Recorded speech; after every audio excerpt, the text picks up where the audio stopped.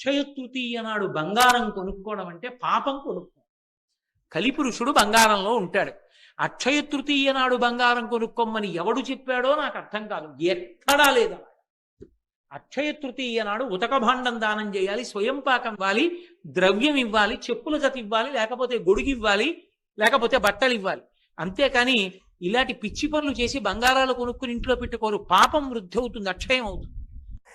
వైశాఖ మాస శుక్లపక్షంలో వచ్చేటటువంటి తదియ తిథి అక్షయ తృతీయ అని పిలుస్తారు. అక్షయము అన్న మాటకు అర్థం ఏమిటో తెలుసా? అయిపోయేది కానిది అంటే అక్షయం అంటారు. ఎందుకంటే క్షయం అయిపోతుంది, మీరు చేసుకున్న పుణ్యం కూడా ఖర్చు అయిపోతుంది, పాపము ఖర్చు అయిపోతుంది. క్షీణే పుణ్యే మర్త్యలోకం విశంతి. ఒక ఆయనకి చాలా పుణ్యం ఉందనుకోండి, దేవతగా తీసుకెళ్లి కూర్చోబెడతారు. ఆయన చాలా కాలం దేవతగా ఉంటే ఏమవుతుంది? యవ్వనంలో ఉండి భోగాలు అనుభవిస్తాడు కాబట్టి పోతుంది ఆ పుణ్యం అంతా. పోతే ఏమవుతాడు? పైనుంచి కింద పడిపోతాడు మళ్ళీ. కాబట్టి పుణ్యము ఖర్చు అయిపోతుంది, పాపము ఖర్చు అయిపోతుంది. దుఃఖాన్ని అనుభవించేస్తే పాపం పోతుంది. కానీ అసలు మీరు ఎంత ఖర్చు పెట్టుకున్నా కూడా ఖర్చు కానంత పుణ్యం ఎప్పుడు? అక్షయ తృతీయ నాడు మీరు చేసినటువంటి పుణ్యము. లోకంలో పుణ్యం అన్న మాటకు అర్థం ఏంటండి? అన్నిటికన్నా మనిషి కోరుకునేది ఏమిటి? ఏ సుఖాలైనా అనుభవించడానికి ముందు ఏముండాలి? ఇది ఉంటే కదా. అన్నీ ఉన్నాయి, అల్పాయుర్దాయం ఉంది, ఎవరికి కావాలి అది? చిరంజీవన్నీ వక్షపిత పశుపాశవ్యతికర అంటారు శంకరాచార్యులు వారు సౌందర్యలహరిలో. ఆయుర్దాయం, దీర్ఘాయుర్దాయం ఉన్నవాడు కదూ ఏదైనా సాధన చేయడం కానీ భోగాలను అనుభవించడం కానీ చెయ్యగలడు. కాబట్టి దీర్ఘాయుర్దాయము కలిగినటువంటి శరీరమును పొందుట అన్న మాటకు అర్థం ఏంటంటే, బ్రతకడం అన్నది దేని వలన సంభవిస్తుందంటే నీటి వలన మాత్రమే సంభవం. అందుకే మీరు చూడండి, అనారోగ్యం పాలైన వాళ్ళు నాకు ఆ ఊళ్ళో నీళ్లు పడలేదండి అంటారు, ఆ ఊళ్ళో నాకు సమోసాలు పడలేదండి అనరు, నీళ్లు పడలేదండి అంటారు.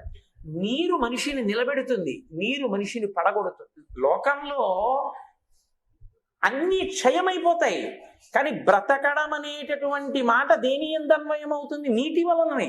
నీటి వలన బతుకుతాడు మనిషి. ఆ నీరు నీకు లభించకపోతే అంతకన్నా దుఃఖం ఇంకోట్లేదు. అందుకే శోషిత తాళ్ళుడగుచు అంటారు పోతన గారు భాగవతంలో. చాలా దాహం వేసేసి నాలుక పిడచకట్టేసింది అనుకోండి, మనిషి బ్రతికున్నా కూడా ఆలోచన పనిచేయదు, బుద్ధి పనిచేయదు. అమ్మో దాహం అని చెప్పి ఆ నీరు దొరకలేదని ప్రతి వాళ్ళ మీద కోపగిస్తాడు. ఎండి తడిలేని గొంతుక ఎలగడిందా అంటారు పోతన గారు. గొంతు ఎండిపోయి మాట కూడా రాదు, ఆ నీరు దొరకాలి. అందుకే నువ్వు ఏ జన్మలో ఎక్కడ ఏ శరీరంలో ఉండు భయం లేకుండా నువ్వు హాయిగా కడుపు నిండా నీళ్లు తాగి బతకగలగాలి. అందుకే ఉదక భాండ దానం చేసుకోవాలి. అక్షయ తృతీయ నాడు బంగారం కొనుక్కున్నావు, మంచిదే, నేను కాదన్నావు, అక్షయం అయిపోయింది, ఏం చేస్తావు ఇప్పుడు? బంగారం నిన్నేం రక్షిస్తుంది? నీ జీవుడితో రాదది. నిన్ను నువ్వు రక్షించుకోవాలంటే నీ జీవుడికి పనికొచ్చేది చేసుకోవాలి. అక్షయమైనది ఏది అంటే ఉదక భాండదానం చేస్తారు. ఒక కుండ నిండా నీళ్లు పోసి దాని మీద యాలుకలు గుండ వేసి ఏలా లవంగ ఘనసార సుగంధి తీర్థం దివ్యం వయచ్చరితి హేమ ఘటేషు పూర్ణం అని కదా వెంకటేశ్వర స్వామికి ఇస్తారు. చక్కటి సువాసన భరితములైనటువంటి చల్లని జలములను కుండతో పట్టుకెళ్ళి బ్రాహ్మణుడికి దానం చేసుకుంటారు. అలాగే ఆ రోజున అనంతమైనటువంటి పుణ్యము నీకు కల్పించి నిన్ను పరమేశ్వరుడి వైపుకి తిప్పగలిగినటువంటివి ఇవ్వాలి. ఏదది? సేవ. కాబట్టి ఆ రోజుల్లో కొంచెం మనుష్యులకి వాతావరణం ప్రతిబంధకంగా ఉంటుంది. విసినికర్రలు పట్టుకెళ్ళి భక్తులకు విసురుతారు. విసిరి ఓ విసినికర్ర ఇస్తారు, అయ్యా విసురుకోండి. ఎప్పుడు ఆయన విసురుకున్నాడు, ఆయన విసురుకుని సంతోషించేటటువంటి ఫలితంలో 4వ వంతు నీ జీవుడి ఖాతాలో అనంతంగా పడుతుంది. ఎందుచేతనంటే దాని ప్రమాణాన్ని పక్కన పెట్టండి, కానీ అసలు మహాలయ పక్షాలు ఎందుకు వచ్చాయో చెప్తారు ఈ పితృతిథులు. పితృతిథులు రావడానికి కారణంగా ఏమంటారంటే, కర్ణుడు శరీరం విడిచిపెట్టిన తరువాత స్వర్గలోకానికి వెళ్ళాడు. మరి యుద్ధంలో కదా మరణించాడు, స్వర్గానికి వెళ్ళాడు. తీరా స్వర్గానికి వెళ్ళిన తర్వాత ఆయన బంగారం ఉంది, వెండి ఉంది, కిరీటాలు ఉన్నాయి, ముత్యాలు ఉన్నాయి, పగడాలు ఉన్నాయి, వజ్రాలు ఉన్నాయి, అన్నీ ఉన్నాయి. అన్నం నీళ్లు లేవు. ఆయన అన్నాడు అదేమిటి అవి రెండు ఎందుకు లేవన్నాడు. నువ్వు అవి ఎప్పుడూ ఇవ్వలేదు ఎవరికి, కాబట్టి లేవన్నాడు. ఇవి ఇచ్చావు, ఉన్నాయి అనంతంగా. ఆయన అన్నాడు నాకు చెయ్యడానికి ఎవడు లేడు.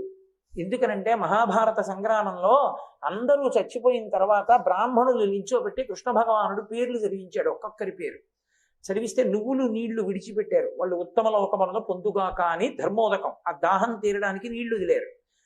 వదిలితే అందరి పేర్లు చదివితే ఒక్కొక్క పేరు చదివితే మావాడే అని ధృతరాష్ట్రుడు తెలివాడు, మావాడే అని ధర్మరాజు తెలివాడు. కర్ణుడు అన్నాడు మావాడు కాడన్నాడు ధృతరాష్ట్రుడు, మావాడు కాడన్నాడు ధర్మరాజు. నువ్వులు నీళ్ళకి నోచుకోని వాడు కర్ణుడు.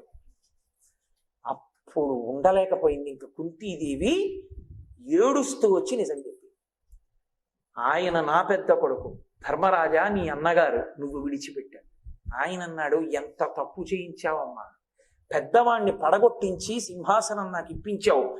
ఆడదాని నోట రహస్యం దాగడం వల్ల ఇంత ఉపద్రవం జరిగింది కాబట్టి ఆడదాని నోట నువ్వు గింజ నానినంతసేపు నిజము నిలబడకుండుగాక అన్నారు. కాబట్టి నువ్వులు నీళ్ళకి నోచుకోలేదు కర్ణుడు. ఆయన అన్నాడు మహానుభావుడు, నేను కిందకెళ్ళి ఉపకారం చేసుకుని వస్తాను, నాకు కొద్దిగా సమయం ఇమ్మన్నాడు. ఆయన యొక్క దానగుణాన్ని చూసి అనుగ్రహించాడంటారు యమధర్మరాజు గారు. అప్పుడు కిందకొచ్చి ఆయన ఒక 15 రోజుల పాటు ఉండి చలివేంద్రాలు పెట్టి అన్నశాలలు పెట్టి నీళ్ళిచ్చి అన్నం పెట్టి మళ్ళీ వెళ్ళిపోయాడు. వెళ్ళిపోయినప్పుడు యమధర్మరాజు గారు నువ్వు ఇచ్చావు కాబట్టి ఇప్పుడు నీకు ఇస్తున్నాను అన్నాడు. అంటే ఆయన అన్నాడు చేసుకోకుండా వెళ్ళిపోయిన వాడిని నేనే కాదు చాలా మంది ఉన్నారు ఈ లోకంలో, వాళ్ళందరూ కూడా వెళ్ళిపోయిన తర్వాత బాధపడాలిగా. అందుకని ఒక్క ఉపకారం చేయి, ఏ 15 రోజులు నేను శరీరం విడిచిపెట్టిన తర్వాత కూడా భూమండలం మీదకి వచ్చి ఉపకారం చేసుకున్నానో నాకు నేను, అలా ఈ పితృపక్షం అంతటి కాలంలో ఈ 15 రోజుల్లో ఏ తిథి నాడు ఏ బంధువులు శరీరాన్ని విడిచిపెట్టారో వాళ్ళ పేరు చెప్పి ఆ రోజున కొడుకులు కాని మనవలు కాని మునిమనవలు కాని ఏదైనా ఒక ఉపకారం చేస్తే, ఒక దానం చేస్తే అది వాళ్ళ ఖాతాలో పడేటట్టుగా అనుగ్రహిస్తానన్నాడు. తల్లి కాని తండ్రి కాని పెదనాయన కాని పినతండ్రి కాని తాతగారు కాని ముత్తాతగారు కాని పడిపోయిన తిథి తెలియకపోతే, అలా తెలియనప్పుడు మహళయపక్షం అమావాస్య నాడు పెట్టేసింది. అందుకే దానికి మహళయామావాస్య అని పేరు. అసలు అమావాస్య నాడు మధ్యాహ్నం 12 గంటలకే పితృదేవతలు వచ్చి గుమ్మం ముందు నిలబడతారు నీళ్ల కోసం. మహళయామావాస్య నాడు ఎవరి పేరు మీకు తెలియకపోయినా, మా తాతగారు ఎప్పుడు పడిపోయారో నాకు తెలియకపోయినా, ముత్తాతగారు ఎప్పుడు పడిపోయారో నాకు తెలియకపోయినా, నేను ఒక్కసారి మా పెద్దలందరినీ స్మరించి అమావాస్య నాడు స్వయం పాకం ఇచ్చాననుకోండి, అమావాస్య నాడు ద్రవ్యం ఇచ్చాననుకోండి, అమావాస్య నాడు ఉదకధార విడిచిపెట్టాననుకోండి, విడిచిపెడితే అది బంధువులందరికీ చెందుతుంది. కాబట్టి ఉన్నవాళ్ళు వెళ్ళిపోయిన వాళ్ళకి ఉపకారం చెయ్యగలిగిన ఏకైక రోజు మహాలయ అమావాస్య. పితృపక్షంలో ఈ రోజు చెయ్యాలి. మీరు అందుకే ద్రవిడ దేశంలో చూడండి, ఈ పక్షంలో వాళ్ళు ఎక్కడికి వెళ్ళరు, దేవాలయాలకు కూడా వెళ్ళరు. మీరు ఆఖరికి వెంకటాచలంలో కూడా తక్కువగా ఉంటుంది. ఎందుకో తెలుసా? పితృపక్షం వాళ్ళు వెళ్ళరు. పెద్ద పెద్ద ఆఫీసర్స్ కూడా మధ్యాహ్నం అయ్యేటప్పటికి కారులో దేవాలయాలకు వచ్చి ఆ సరోవరంలో స్నానం చేసి వాళ్ళు ఏ తిథిని నాడు శరీరం విడిచిపెట్టారో వాళ్ళ పేర్లు చెప్పి దానం చేసుకుంటారు. ఈ 15 రోజులు నిజానికి వాళ్ళు క్షురకర్మ కూడా చేయరు, గడ్డం కూడా చేయరు అక్కడ మగాళ్ళు. అంత జాగ్రత్తగా చేస్తారు పితృపక్షాలు. అంటే పితృదేవతానుగ్రహము కొరకు చేస్తారు. కనీస మర్యాద ఏమిటంటే మహాలయ అమావాస్య నాడు ఇవ్వాలి తర్పణ. ఇచ్చి పితృదేవతల పేరు చెప్పి స్వయం పాకం ఇవ్వాలి. అలా ఇవ్వకపోతే ఇంకా అసలు అటువంటి వ్యక్తి భూమి మీద ఉండడం, ఆ పై వాళ్ళు అలోమని ఏడుస్తారు, ఇంత కృతజ్ఞుడు రా వీడు కనీసం మా పేరు చెప్పి ఏమీ ఇవ్వలేదు. అంత గొప్పది మహాలయ పక్షంలో వచ్చే అమావాస్య. తను శరీరం విడిచిపెట్టిన తర్వాత మళ్ళీ కొడుకో అనవడం ఎవడో మహాలయ అమావాస్య నాడు ఉదక భాండం ఇస్తా బాగుండదని ఏడవడం ఎందుకు? వైశాఖ మాసంలో వచ్చేటటువంటి 3వ తిథి అయినటువంటి తదియ నాడు నువ్వు బతికుండగా నీ చేస్తూ ఉతక భాండం ఇచ్చుకో. అది కూడా ఇవ్వలేవా? కుండ కొని మంచినీళ్ళు ఇవ్వాలి. నీ కర్మ అంతే ఇచ్చుకోలేకపోతే ఓ విషినికర్ర కొని విసరలేవా? ఓ బెల్లంగడ్డ పట్టుకెళ్ళి దేవాలయంలో ఇచ్చి నైవేద్యం చెయ్యమనిలేవా? దేవాలయానికి ఓ దానికి ఓ 4 చాపలు కొనిచ్చి భక్తులు వస్తే వెయ్యండని 4 చాపలు ఇవ్వలేవా? నీ పేరు మీద నువ్వు ఏమి ఇచ్చుకున్నావో అవి నీకు అమరుతాయి. దానము ఈశ్వరుడి పక్షంతో చేసినది, ఈశ్వర స్పర్శతో చేసినది నీ జీవుడి ఖాతాలో పడుతుంది. బంగారం నిజమే, ఉత్తర జన్మల్లో కూడా బోల్డంత బంగారం.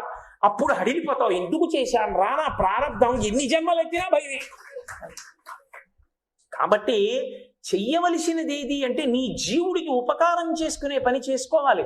కాబట్టి ఆ తృతీయ తదియ తిథి నాడు మనం తప్పకుండా చెయ్యవలసినది మన జీవుణ్ణి ఉద్ధరించుకోగలిగినటువంటి పుణ్యకార్యము, దానము చెయ్యాలి. అందున శ్రేష్టమైన దానముగా చెప్పబడినది ఏది అంటే ఉదక భాండ దానము. అంటే మంచినీళ్లు ఉన్నటువంటి కుండని తీసుకెళ్లి దానం చేస్తారు. అలా చేయవలసి ఉంటుంది. అదే రోజున అచ్చు శివాలయం ఎలా ఉంటుందో సోమసూత్రంతో అలా శివాలయంలా ఉండే విష్ణువాలయం సింహాచల దేవస్థానం, సింహాచలం వరాహ నృసింహస్వామి దేవస్థానం. ఆ దేవస్థానంలో అక్షయ తృతీయ వైశాఖ మాస శుక్లపక్ష తదియ నాడు గంధం ఒలుస్తారు. గంధం ఒలిచి సహస్రఘటాభిషేకం చేస్తారు. విష్ణు ఆలయంలో అది చాలా అరుదు.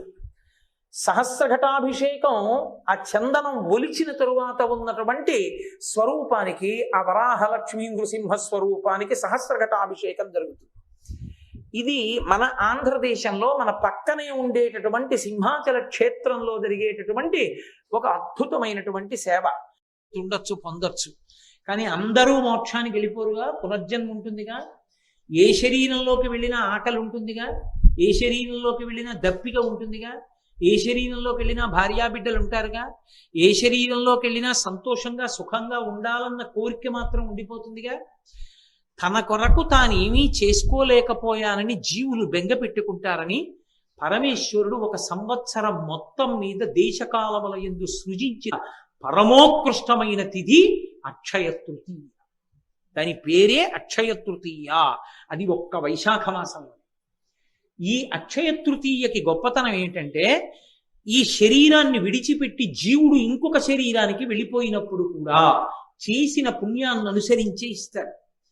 కర్ణుడి యొక్క కథలోంచి వచ్చింది అక్షయ తృతీయ. అక్షయం అంటే అది ఖర్చు అయిపోయి ఉండదు, ఆకలి తీరాలి. ఏ జన్మలో ఉన్నా నాకు కడుపు నిండా అన్నం దొరకాలి, నేను నలుగురికి పెట్టుకోగలగాలి అనుకున్నవాడు అక్షయ తృతీయ తిథి నాడు బ్రాహ్మణుడికి స్వయం పాకం ఇచ్చుకోవాలి.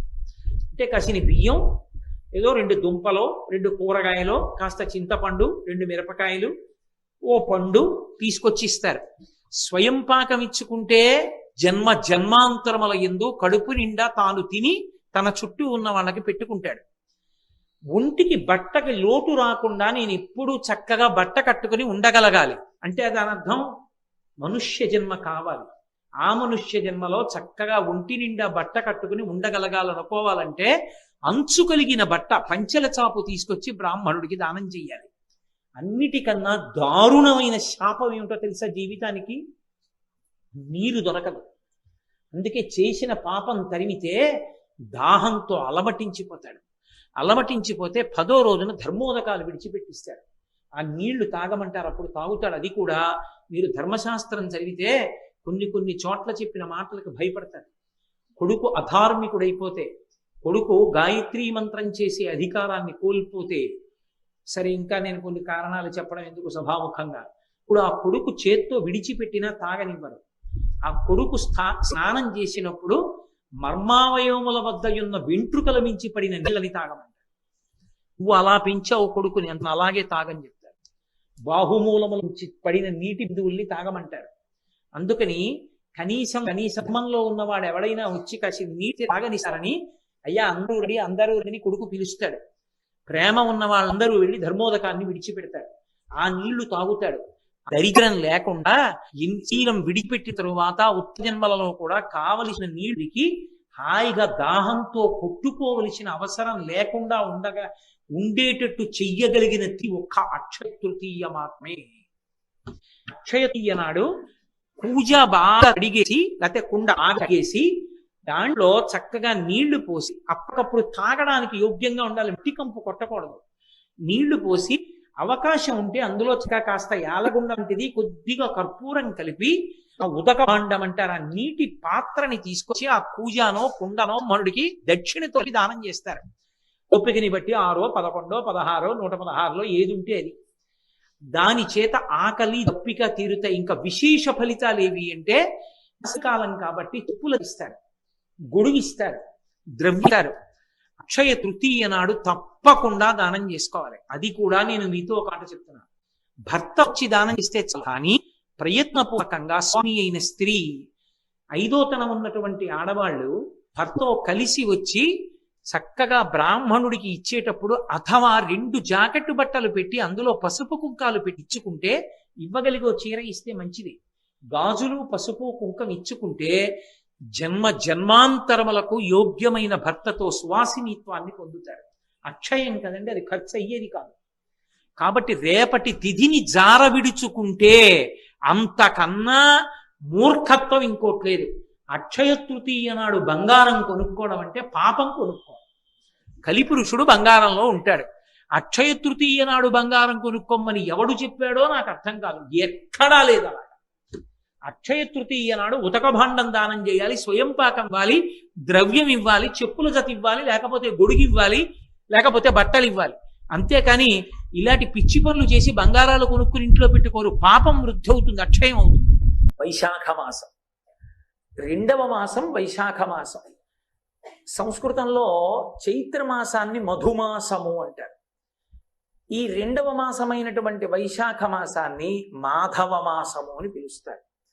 వైశాఖ మాస శుక్లపక్షంలో వచ్చేటటువంటి తదియ తిథి అక్షయ తృతీయ అని పిలుస్తారు. అక్షయము అన్న మాటకు అర్థం ఏమిటో తెలుసా? అయిపోయేది కానిది అంటే అక్షయం అంటారు. ఎందుకంటే క్షయం అయిపోతుంది, మీరు చేసుకున్న పుణ్యం కూడా ఖర్చు అయిపోతుంది, పాపము ఖర్చు అయిపోతుంది. క్షీణే పుణ్యే మర్త్యలోకం విశంతి. ఒక ఆయనకి చాలా పుణ్యం ఉందనుకోండి, దేవతగా తీసుకెళ్లి కూర్చోబెడతారు. ఆయన చాలా కాలం దేవతగా ఉంటే ఏమవుతుంది? యవ్వనంలో ఉండి భోగాలు అనుభవిస్తాడు కాబట్టి పోతుంది ఆ పుణ్యం అంతా. పోతే ఏమవుతాడు? పైనుంచి కింద పడిపోతాడు మళ్ళీ. కాబట్టి పుణ్యము ఖర్చు అయిపోతుంది, పాపము ఖర్చు అయిపోతుంది. దుఃఖాన్ని అనుభవించేస్తే పాపం పోతుంది. కానీ అసలు మీరు ఎంత ఖర్చు పెట్టుకున్నా కూడా ఖర్చు కానంత పుణ్యం ఎప్పుడు? అక్షయ తృతీయ నాడు మీరు చేసినటువంటి పుణ్యము. లోకంలో పుణ్యం అన్న మాటకు అర్థం ఏంటండి? అన్నిటికన్నా మనిషి కోరుకునేది ఏమిటి? ఏ సుఖాలైనా అనుభవించడానికి ముందు ఏముండాలి? ఇది ఉంటే కదా. అన్నీ ఉన్నాయి, అల్పాయుర్దాయం ఉంది, ఎవరికి కావాలి అది? చిరంజీవన్నీ వక్షపిత పశుపాశవ్యతికర అంటారు శంకరాచార్యులు వారు సౌందర్యలహరిలో. ఆయుర్దాయం, దీర్ఘాయుర్దాయం ఉన్నవాడు కదా ఏదైనా సాధన చేయడం కానీ భోగాలను అనుభవించడం కానీ చెయ్యగలడు. కాబట్టి దీర్ఘాయుర్దాయము కలిగినటువంటి శరీరమును పొందుట అన్న మాటకు అర్థం ఏంటంటే, బ్రతకడం అన్నది దేని వలన సంభవిస్తుందంటే నీటి వలన మాత్రమే సంభవం. అందుకే మీరు చూడండి, అనారోగ్యం పాలైన వాళ్ళు నాకు ఆ ఊళ్ళో నీళ్లు పడలేదండి అంటారు, ఆ ఊళ్ళో నాకు సమోసాలు పడలేదండి అనరు, నీళ్లు పడలేదండి అంటారు. నీరు మనిషిని నిలబెడుతుంది, నీరు మనిషిని పడగొడుతుంది. లోకంలో అన్నీ క్షయమైపోతాయి, కానీ బ్రతకడం అనేటటువంటి మాట దేని యందు అన్వయం అవుతుంది? నీటి వలననే. నీటి వలన బతుకుతాడు మనిషి. ఆ నీరు నీకు లభించకపోతే అంతకన్నా దుఃఖం ఇంకోట్లేదు. అందుకే శోషిత తాళుడగుచు అంటారు పోతన గారు భాగవతంలో. చాలా దాహం వేసేసి నాలుక పిడచకట్టేసింది అనుకోండి, మనిషి బ్రతికున్నా కూడా ఆలోచన పనిచేయదు, బుద్ధి పనిచేయదు. అమ్మో దాహం అని చెప్పి ఆ నీరు దొరకలేదని ప్రతి వాళ్ళ మీద కోపగిస్తాడు. ఎండి తడిలేని గొంతుక ఎలగడిందా అంటారు పోతన గారు. గొంతు ఎండిపోయి మాట కూడా రాదు, ఆ నీరు దొరకాలి. అందుకే నువ్వు ఏ జన్మలో ఎక్కడ ఏ శరీరంలో ఉండు భయం లేకుండా నువ్వు హాయిగా కడుపు నిండా నీళ్లు తాగి బతకగలగాలి. అందుకే ఉదక భాండ దానం చేసుకోవాలి. అక్షయ తృతీయ నాడు బంగారం కొనుక్కున్నావు, మంచిదే, నేను కాదన్నావు, అక్షయం అయిపోయింది, ఏం చేస్తావు ఇప్పుడు? బంగారం నిన్నేం రక్షిస్తుంది? నీ జీవుడితో రాదది. నిన్ను నువ్వు రక్షించుకోవాలంటే నీ జీవుడికి పనికొచ్చేది చేసుకోవాలి. అక్షయమైనది ఏది అంటే ఉదక భాండ దానం చేస్తారు. ఒక కుండ నిండా నీళ్లు పోసి దాని మీద యాలుకలు గుండ వేసి ఏలా లవంగ ఘనసార సుగంధి తీర్థం దివ్యం వయచ్చరితి హేమ ఘటేషు పూర్ణం అని కదా వెంకటేశ్వర స్వామికి ఇస్తారు. చక్కటి సువాసన భరితములైనటువంటి చల్లని జలములను కుండతో పట్టుకెళ్ళి బ్రాహ్మణుడికి దానం చేసుకుంటారు. అలాగే ఆ రోజున అనంతమైనటువంటి పుణ్యము నీకు కల్పించి నిన్ను పరమేశ్వరుడి వైపుకి తిప్పగలిగినటువంటివి ఇవ్వాలి. ఏదది సేవ. కాబట్టి ఆ రోజుల్లో కొంచెం మనుష్యులకి వాతావరణం ప్రతిబంధకంగా ఉంటుంది. విసినికర్రలు పట్టుకెళ్ళి భక్తులకు విసురుతారు. విసిరి ఓ విసినికర్ర ఇస్తారు. అయ్యా విసురుకోండి. ఎప్పుడు ఆయన విసురుకున్నాడు. ఆయన విసురుకుని సంతోషించినటువంటి ఫలితంలో 4వ వంతు నీ జీవుడి ఖాతాలో అనంతంగా పడుతుంది. ఎందుచేతనంటే దాని ప్రమాణాన్ని పక్కన పెట్టండి, కానీ అసలు మహాలయ పక్షాలు ఎందుకు వచ్చాయో చెప్తారు. ఈ పితృతిథులు రావడానికి కారణంగా ఏమంటారంటే, కర్ణుడు శరీరం విడిచిపెట్టిన తరువాత స్వర్గలోకానికి వెళ్ళాడు. మరి యుద్ధంలో కదా మరణించాడు, స్వర్గానికి వెళ్ళాడు. తీరా స్వర్గానికి వెళ్ళిన తర్వాత ఆయన బంగారం ఉంది, వెండి ఉంది, కిరీటాలు ఉన్నాయి, ముత్యాలు ఉన్నాయి, పగడాలు ఉన్నాయి, వజ్రాలు ఉన్నాయి, అన్నీ ఉన్నాయి. అన్నం నీళ్లు లేవు. ఆయన అన్నాడు, అదేమిటి అవి రెండు ఎందుకు లేవు అన్నాడు. నువ్వు అవి ఎప్పుడూ ఇవ్వలేదు ఎవరికి, కాబట్టి లేవన్నాడు. ఇవి ఇచ్చావు, ఉన్నాయి అనంతంగా. ఆయన అన్నాడు, నాకు చెయ్యడానికి ఎవడు లేడు. ఎందుకనంటే మహాభారత సంగ్రామంలో అందరూ చచ్చిపోయిన తర్వాత బ్రాహ్మణులు నిల్చోబెట్టి కృష్ణ భగవానుడు పేర్లు చదివించాడు. ఒక్కొక్కరి పేరు చదివిస్తే నువ్వులు నీళ్లు విడిచిపెట్టారు. వాళ్ళు ఉత్తమ లోకములను పొందుగాక అని ధర్మోదకం, ఆ దాహం తీరడానికి నీళ్లు వదిలేరు. వదిలితే అందరి పేర్లు చదివితే ఒక్కొక్క పేరు చదివితే మావాడే అని ధృతరాష్ట్రుడు తెలివాడు, మావాడే అని ధర్మరాజు తెలివాడు. కర్ణుడు అన్నాడు, మావాడు కాడన్నాడు ధృతరాష్ట్రుడు, మావాడు కాడన్నాడు ధర్మరాజు. నువ్వులు నీళ్ళకి నోచుకోని వాడు కర్ణుడు. అప్పుడు ఉండలేకపోయింది ఇంక కుంతీదేవి, ఏడుస్తూ వచ్చి నిజం చెప్పి, ఆయన నా పెద్ద కొడుకు ధర్మరాజా, నీ అన్నగారు నువ్వు విడిచిపెట్టాడు. ఆయన అన్నాడు, ఎంత తప్పు చేయించావమ్మా, పెద్దవాణ్ణి పడగొట్టించి సింహాసనం నాకు ఇప్పించావు. ఆడదాని నోట రహస్యం దాగడం వల్ల ఇంత ఉపద్రవం జరిగింది, కాబట్టి ఆడదాని నోట నువ్వు గింజ నానినంతసేపు నిజము నిలబడకుండుగాక అన్నాడు.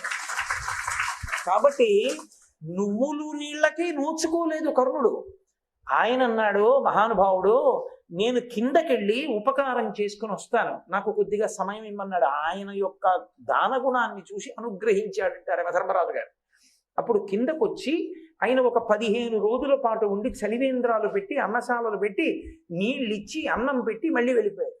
వెళ్ళిపోయినప్పుడు యమధర్మరాజు గారు, నువ్వు ఇచ్చావు కాబట్టి ఇప్పుడు నీకు ఇస్తున్నానన్నాడు. అంటే ఆయన అన్నాడు, చేసుకోకుండా వెళ్ళిపోయిన వాడిని నేనే కాదు, చాలా మంది ఉన్నారు ఈ లోకంలో, వాళ్ళందరూ కూడా వెళ్ళిపోయిన తర్వాత బాధపడాలిగా.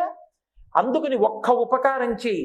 ఏ 15 రోజులు నేను శరీరం విడిచిపెట్టిన తర్వాత కూడా భూమండలం మీదకి వచ్చి ఉపకారం చేసుకున్నానో నాకు నేను, అలా ఈ పితృపక్షం అంతటి కాలంలో ఈ 15 రోజుల్లో ఏ తిథి నాడు ఏ బంధువులు శరీరాన్ని విడిచిపెట్టారో వాళ్ళ పేరు చెప్పి ఆ రోజున కొడుకులు కాని మనవలు కాని మునిమనవలు కాని ఏదైనా ఒక ఉపకారం చేస్తే, ఒక దానం చేస్తే అది వాళ్ళ ఖాతాలో పడేటట్టుగా అనుగ్రహిస్తానన్నాడు.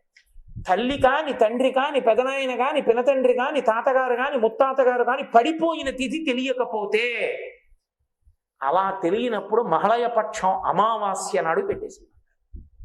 అందుకే దానికి మహళయ అమావాస్య అని పేరు. అసలు అమావాస్య నాడు మధ్యాహ్నం 12 గంటలకే పితృదేవతలు వచ్చి గుమ్మం ముందు నిలబడతారు నీళ్ల కోసం.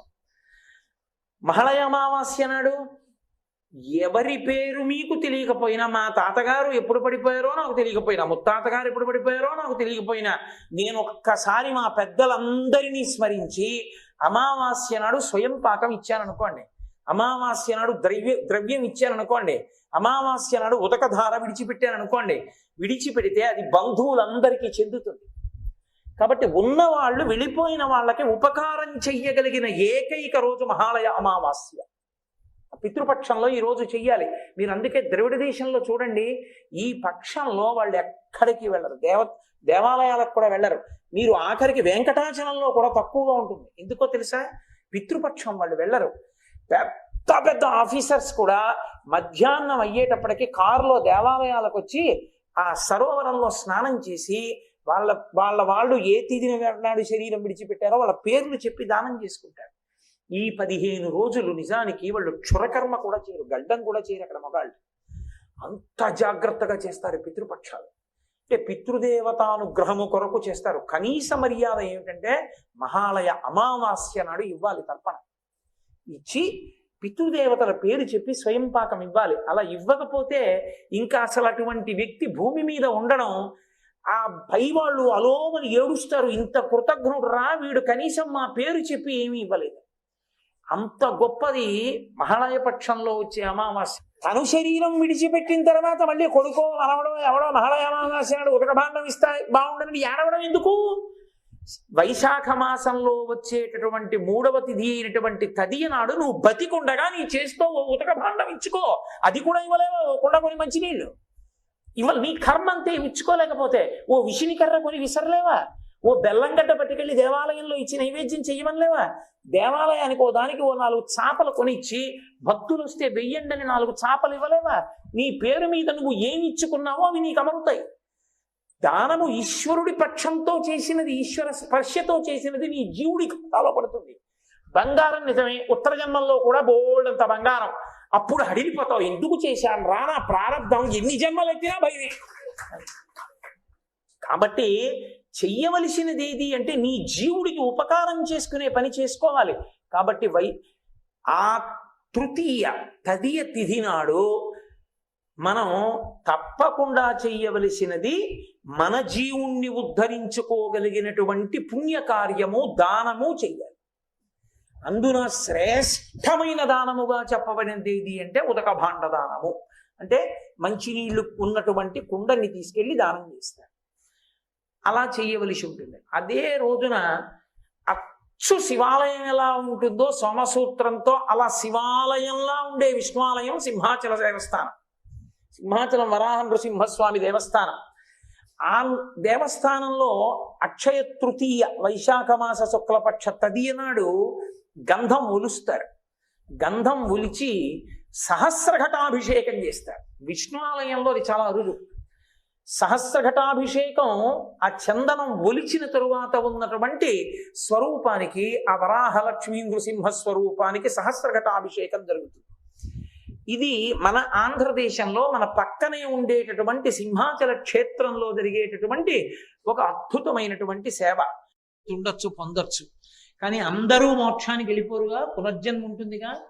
ఏ శరీరంలోకి వెళ్ళినా ఆకలి ఉంటుందిగా, ఏ శరీరంలోకి వెళ్ళినా దప్పిక ఉంటుందిగా, ఏ శరీరంలోకి వెళ్ళినా భార్యాబిడ్డలు ఉంటారుగా, ఏ శరీరంలోకి వెళ్ళినా సంతోషంగా సుఖంగా ఉండాలన్న కోరిక మాత్రం ఉండిపోతుందిగా.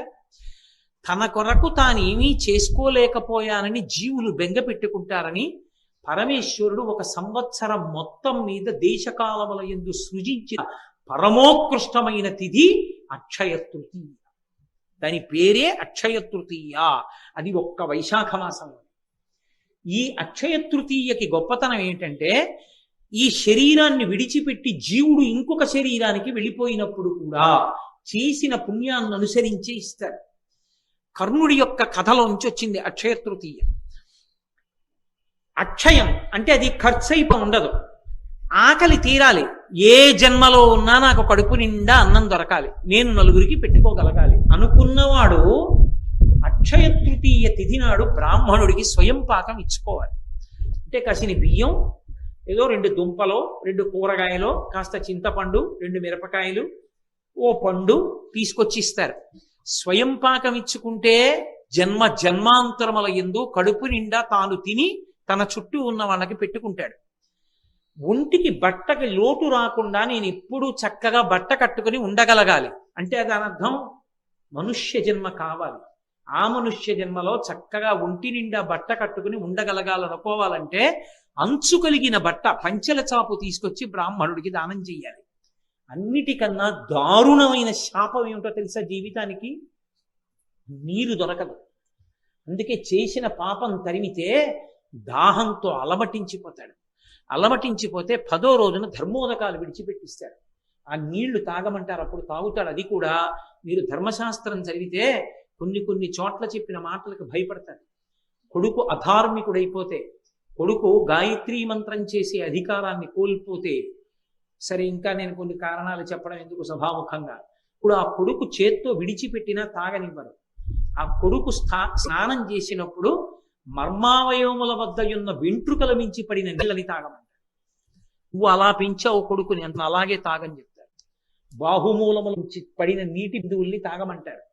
అందుకని కనీసంలో ఉన్నవాడు ఎవడైనా వచ్చి కాసి నీటి తాగనిస్తారని, అయ్యా అందరూ రెడీ కొడుకు పిలుస్తాడు. ప్రేమ ఉన్న వాళ్ళందరూ వెళ్ళి ధర్మోదకాన్ని విడిచిపెడతారు. ఆ నీళ్లు తాగుతాడు. దరిద్రం లేకుండా శీలం విడిపెట్టిన తరువాత ఉత్తజన్మలలో కూడా కావలసిన నీళ్ళకి హాయిగా దాహంతో కొట్టుకోవలసిన అవసరం లేకుండా ఉండేటట్టు చెయ్యగలిగినది ఒక్క అక్షయ తృతీయ మాత్రమే. అక్షయ తృతీయ నాడు పూజ బాగా అడిగేసి, లేకపోతే కుండ ఆగేసి దాంట్లో చక్కగా నీళ్లు పోసి, అప్పటికప్పుడు తాగడానికి యోగ్యంగా ఉండాలి, మట్టి కంపు కొట్టకూడదు. నీళ్లు పోసి అవకాశం ఉంటే అందులో కాస్త యాలగుండ వంటిది కొద్దిగా కర్పూరం కలిపి ఆ ఉదక భాండం అంటారు, ఆ నీటి పాత్రని తీసుకొచ్చి ఆ పూజానో కుండనో మనుడికి దక్షిణతో దానం చేస్తారు. ఓపికని బట్టి 6, 11, 16, 116లో ఏది ఉంటే అది. దాని చేత ఆకలి దప్పిక తీరుతాయి. ఇంకా విశేష ఫలితాలు ఏవి అంటే, కాలం కాబట్టి చెప్పులు ఇస్తారు, గొడుగు ఇస్తారు, ద్రవ్యాలు. అక్షయ తృతీయ నాడు తప్పకుండా దానం చేసుకోవాలి. అది కూడా నేను మీతో ఒక మాట చెప్తున్నాను. భర్త వచ్చి దానం ఇస్తే కానీ ప్రయత్నపూర్వకంగా స్వామి అయిన స్త్రీ, 5వ తనం ఉన్నటువంటి ఆడవాళ్ళు భర్తతో కలిసి వచ్చి చక్కగా బ్రాహ్మణుడికి ఇచ్చేటప్పుడు, అథవా 2 జాకెట్టు బట్టలు పెట్టి అందులో పసుపు కుంకాలు పెట్టి ఇచ్చుకుంటే, ఇవ్వగలిగో చీర ఇస్తే మంచిది. గాజులు పసుపు కుంకం ఇచ్చుకుంటే జన్మాంతరములకు యోగ్యమైన భర్తతో సువాసినిత్వాన్ని పొందుతారు. అక్షయం కదండి, అది ఖర్చు అయ్యేది కాదు. కాబట్టి రేపటి తిథిని జార విడుచుకుంటే అంతకన్నా మూర్ఖత్వం ఇంకోట్లేదు. అక్షయ తృతీయ నాడు బంగారం కొనుక్కోవడం అంటే పాపం కొనుక్కోవడం. కలిపురుషుడు బంగారంలో ఉంటాడు. అక్షయ తృతీయ నాడు బంగారం కొనుక్కోమని ఎవడు చెప్పాడో నాకు అర్థం కాదు, ఎక్కడా లేదు అలా. అక్షయ తృతీయ నాడు ఉతక భాండం దానం చేయాలి, స్వయం పాకం ఇవ్వాలి, ద్రవ్యం ఇవ్వాలి, చెప్పుల జత ఇవ్వాలి, లేకపోతే గొడుగు ఇవ్వాలి, లేకపోతే బట్టలు ఇవ్వాలి.